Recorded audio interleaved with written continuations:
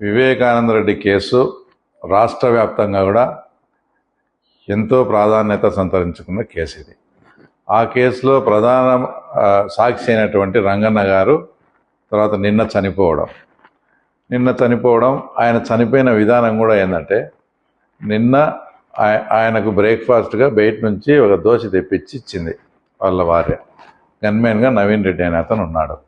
ఆ దోశ తిన్న తర్వాత ఆమె అంగన్వాడీ ఆయా టీచర్గా పనిచేస్తుంది కాబట్టి ఆమె ఆ జాబ్లోకి వెళ్ళిపోయిన తర్వాత ఇతనికి ప్రాబ్లం ఉంది, నాకు ఇబ్బందిగా ఉంది, హాస్పిటల్కి తీసుకుపోండి అంటే దాదాపు మధ్యాహ్నం 12:30 1 గంట ప్రాంతంలో వాళ్ళ భార్యను రమ్మని వాళ్ళ భార్య తర్వాత గన్మెన్ నవీన్ రెడ్డి కలిసి పులివెందుల హాస్పిటల్కి తీసుకుపోయినారు.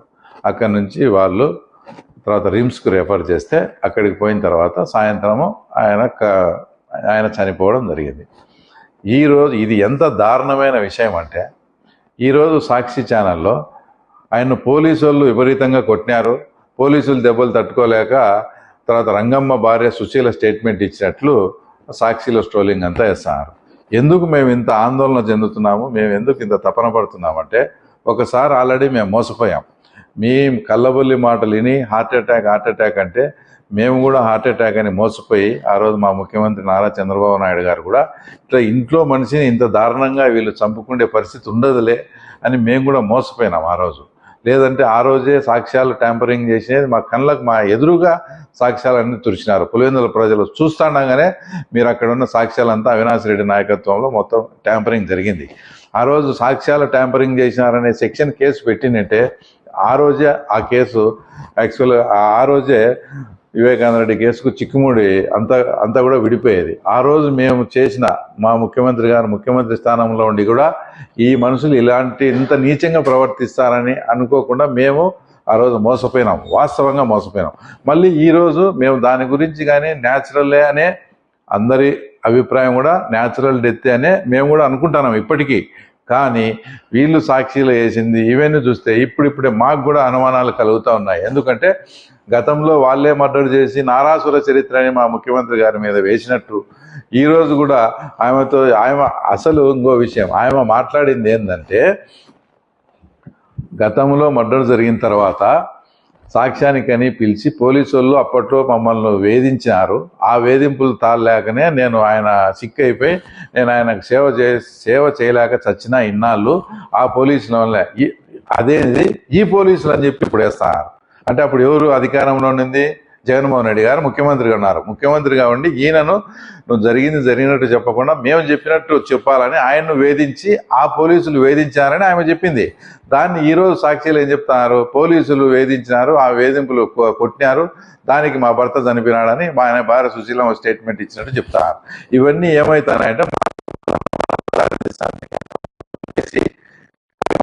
నెపం వేశారో ఈరోజు కూడా మళ్ళీ ఇదంతా చేసి దాన్ని కూడా పోలీసుల మీద రాష్ట్ర ప్రభుత్వం మీద వేసి బురదల్లాలని. అందుకే మేము జాగ్రత్తగా అక్కడ ఉండే ఆఫీసర్స్ కానీ మా కడప ఎస్పీ కానీ ఇంకోరు కానీ దగ్గరుండి ఆయనకు ఏదైనా పాయిజన్ జరిగిందా ఇంకోటి జరిగిందా ఏం సిస్టమేటిక్గా పోస్ట్ మార్టం రిపోర్ట్ కూడా చేపించారు. తర్వాత అది కూడా తొందరలో వస్తుంది.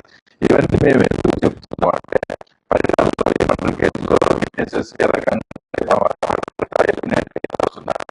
ఈ కేసులో కూడా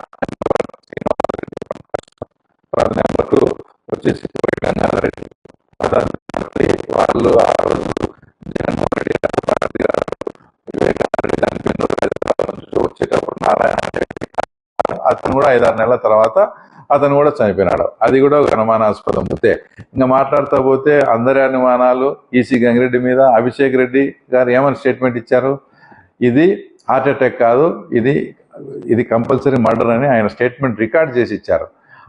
అలాంటి వ్యక్తి 3.5-4 నెలలు కోమాలో ఉంటే కూడా మన జగన్మోహన్ రెడ్డి గారు చూనువ్వలే, చనిపోయిన తర్వాత వచ్చారు. ఇవన్నీ ఇలాంటివి ఈజీ గంగిరెడ్డిది, అభిషేక్ రెడ్డిది కావచ్చు, కోవిడ్ గంగారెడ్డిది కావచ్చు, మా ఊరు శ్రీనివాసరెడ్డిది కావచ్చు, ఆ తర్వాత ఇప్పుడు ఈ రంగన్నది కావచ్చు, ఇలాంటి 5-6 ఉన్నాయి వరుసగా. ఇవన్నీ చూస్తా అంటే ఆటోమేటిక్గా అప్పుడు ఇప్పుడు కూడా ఇది మీద కూడా వేస్తారనే ఒక అనుమానం కంపల్సరీ ఉంది. అందుకే ఎఫ్ఐఆర్లో కూడా మా అధికారులు, పోలీసు అధికారులు కానీ వాళ్ళంతా కూడా ఎఫ్ఐఆర్లో కూడా నేను చూసిన అనుమానాస్పద మృతి కిందనే తర్వాత రంగన్న గారిది కూడా జరిగింది. దీనిపైన నేను పోలీసు వాళ్ళను మా ముఖ్యమంత్రి గారిని కోరేది ఏమంటే దీని మీద సమగ్ర విచారణ జరిపి మళ్ళీ లేనిపోని వచ్చి బురద మీకు కానీ మాకు కానీ తర్వాత రాష్ట్ర ప్రభుత్వానికి కానీ అంటించే ప్రక్రియలో భాగంగా ఒక కుట్ర జరుగుతూ ఉంది. ఈ కుట్రను మనం జాగ్రత్తగా ఉండి తిప్పికొట్టాలని ముఖ్యమంత్రి గారిని తర్వాత కడప జిల్లా ఎస్పీ గారిని పోలీస్ అధికారులను కూడా కోరుతా ఉన్నాం.